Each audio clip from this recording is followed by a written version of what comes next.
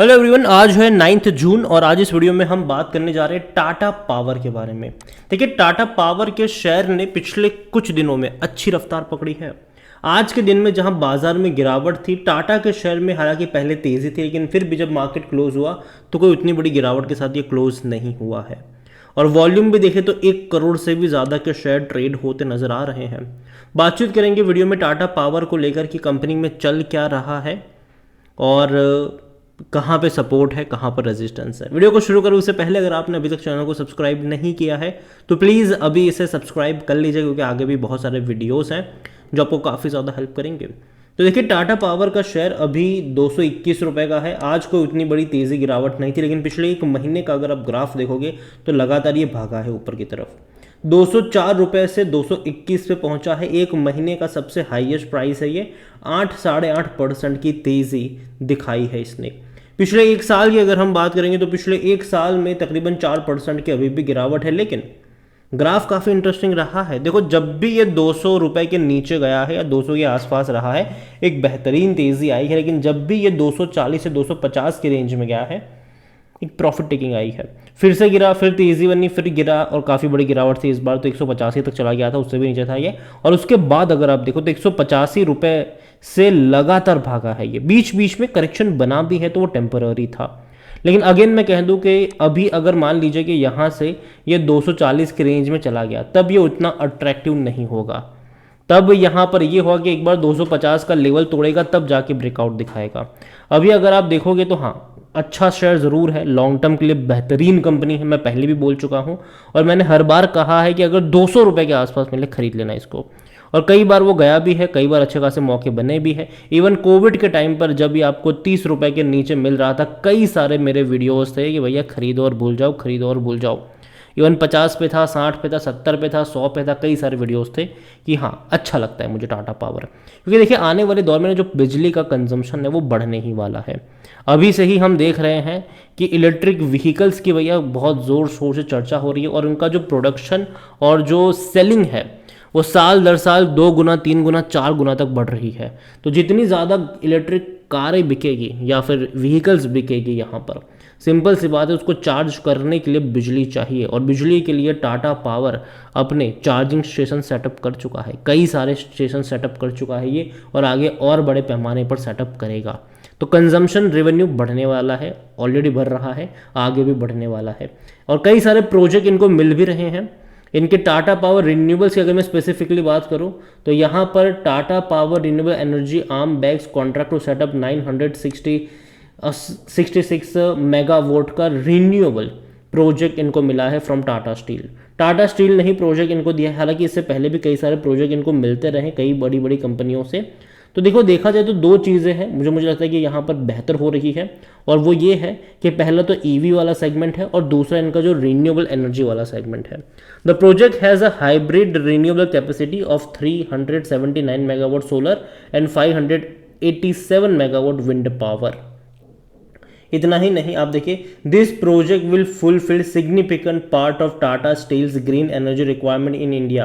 देखो, कंपनी बड़े बड़े कहते हैं ना कि भैया सेटअप कर रही है प्रोजेक्ट अपने, और आने वाले दौर में और बड़े पैमाने पर ये सेटअप करती हुई नज़र भी आ रही है। इनकी जो कैपेसिटी है वो बहुत ज़्यादा बढ़ रही है, इनकी रिन्यूएबल कैपेसिटी जो है वो बढ़ रही है। अब देखिए, total renewable capacity of Tata power renewable energy has reach 7,756 megawatt with an installation capacity of 4,059 megawatt, including 3,107 megawatt of solar and 952 megawatts of wind। Company देखो वेरियस स्टेजेस में है, जो कोशिश कर रही है, और देखो रिन्यूएबल की तरफ बहुत बड़े पैमाने पर बढ़ रही है, और ये एक अच्छी बात है। वॉल्यूम्स अच्छे खासी क्वांटिटी में आज के दिन में देखने को यहाँ पर मिल रहे हैं। इतना ही नहीं, कंपनी के बारे में अगर हम बात करें तो according to Moneycontrol user 6% लोग कह रहे हैं कि बेचो और भाग जाओ, 89% लोग कह रहे खरीदारी करो, और 5% लोग कह रहे होल्ड करो। ब्रोकरेज हाउसेज की भी रिपोर्ट भी अगर देखें तो आनंद राठे की तरफ से बाइंग की रिकमेंडेशन है 256 का टारगेट है, शेर खान की बाइंग की रिकमेंडेशन है 245 का टारगेट है। कंपनी डिविडेंड भी जो है वो पे कर रही है, और एवरेज है, उतना अच्छा भी नहीं उतना बुरा भी नहीं। इस साल 2 रुपये का डिविडेंड है ये, और 2 रुपये का डिविडेंड आपको पे करेगा। इससे पहले ये 1 रुपये 75 पैसे का पे करा था, उससे पहले 1 रुपये 55 पैसे का था। तो जैसे जैसे शेयर की कीमत बढ़ रही है, डिविडेंड भी थोड़ा बहुत बढ़ तो रहा ही है।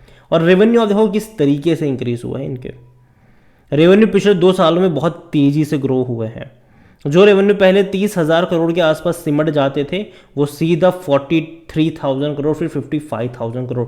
तो परसेंटेज वाइज ग्रोथ ज़्यादा है और अभी भी और ग्रोथ बढ़ेगी, क्योंकि कंपनी जो है ना अपनी कैपेसिटी को बढ़ा रही है। ऑलरेडी जो एग्जिस्टिंग कैपेसिटी है उससे तो पैसा आएगा ही आएगा, और इसके अलावा महंगे दामों पर बिजली बेची जा रही है। और अगर आने वाले दौर में अपनी कैपेसिटी को ये और बढ़ाते हैं तो भैया और ज़्यादा रेवेन्यू यहाँ पर एडअप हो जाएगा। तो मैं मान के चल रहा हूँ कि धीरे धीरे धीरे धीरे धीरे धीरे करके इनकी कैपेसिटी बढ़ती रहेगी, और कैपेसिटी बढ़ने के साथ साथ भारत में कंजम्पशन तो बढ़ ही रहा है, जिसका भी फायदा मिलने वाला है।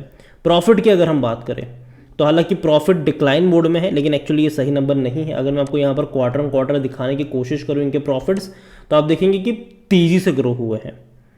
800 करोड़, 819 करोड़, 945 करोड़ और अभी 775 करोड़। तो प्रॉफिट बढ़ रहे हैं इनके, लगातार प्रॉफिट बढ़े हैं, जो कि अच्छी बात है। क्वार्टर ऑन क्वार्टर प्रॉफिट में अच्छी तेज़ी बन रही है, जो कि बेहतरीन चीज़ है कंपनी के लिए। टाटा पावर को लेकर अगर हम बात करने जाए तो इसका 21 का पी रेशियो, सेक्टर पी 17 का है, थोड़ा सा महंगा ज़रूर है। और 48% एनालिस्ट कहते हैं खरीदारी करो। जहाँ तक बात करें हम शेयर होल्डिंग की, तो शेयर होल्डिंग में प्रमोटर के पास 46.86% की होल्डिंग है। उनमें से 0.66% की होल्डिंग प्रमोटर के द्वारा गिरवी भी है। 3.11% म्यूचुअल फंड्स लेकर बैठे हैं।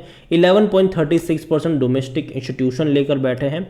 9.46% एफ फाइल्स भी लेकर बैठे हुए हैं। रिटेल्स और अदर्स के मिलाकर होल्डिंग जो है वो बनती है 29.21%, जिनमें से रिटेल इन्वेस्टर्स 25.35% की होल्डिंग लेकर बैठे हैं। बड़ी क्वांटिटी है उनके पास। देखिए ओवरऑल पावर सेक्टर की अगर मैं बात करूँ तो मैं मान के चल रहा हूँ कि अच्छा दौर है उनके लिए लॉन्ग टर्म में। अब तक क्या था पता है, बिजलियों के दाम उतने ज़्यादा नहीं थे, लेकिन पिछले 2-3 सालों में ना भैया सरकार जो है ना बिजली कंपनी को बहुत बड़ा पैसा चुका रही है। अगर आप चैनल को रेगुलर फॉलो करते हो तो मैंने पहले भी कवर किया था कि 2021 में जिस प्राइस पे बिजली खरीदी गई उससे काफ़ी हाई प्राइस पे 2022 में खरीदी गई, और 2023 का अभी तक आंकड़ा आया नहीं, लेकिन वो भी हाई प्राइस पर ही है। तो देखा जाए तो मैं मानता हूँ कि भैया बिजली की जो कीमत है वो धीरे धीरे बढ़ रही है। और ये मैं पहले भी बोल रहा था कि भले ही हम इलेक्ट्रिफिकेशन की तरफ स्विच हो रहे हैं, हम ये कहते हैं कि भैया पेट्रोल डीजल महंगे हैं, हम बिजली की तरफ जाएंगे, लेकिन लिख के ले लीजिए कि आज से 10-12 साल बाद अगर जब हम बिजली की तरफ शिफ्ट होंगे तो बिजली की कीमतें भी उतनी ज़्यादा बढ़ जाएगी।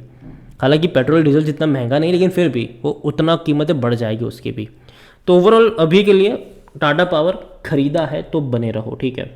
फ्रेश बाइंग की जहाँ तक बात है, मैं कहूँगा कि उतना फेवरेबल नहीं है, लेकिन उतना ख़राब भी नहीं है, ठीक है।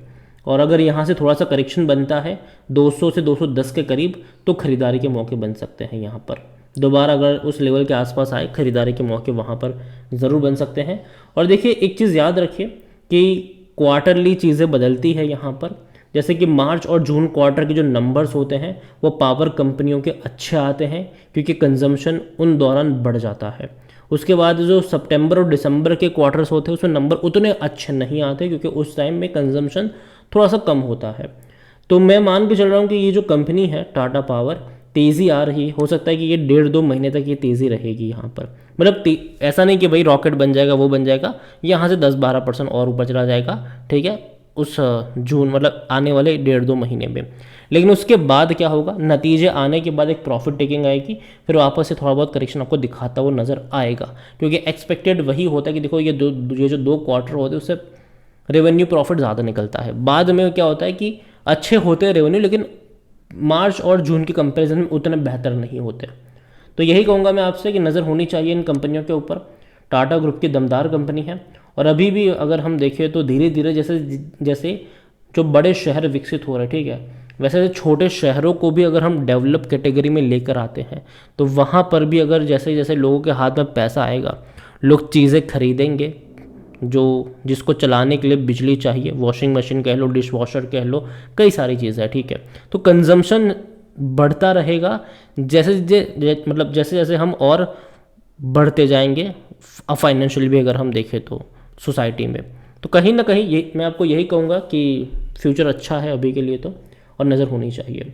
वीडियो को यहीं बैंड करूँगा, पसंद आया हो तो लाइक करो, शेयर करो, चैनल अगर आप पहली बार हैं तो प्लीज़ सब्सक्राइब करें। और टाटा पावर के बारे में आप क्या सोचते हैं वो भी आप मुझे कमेंट में लिख के बता सकते हैं। Thank you.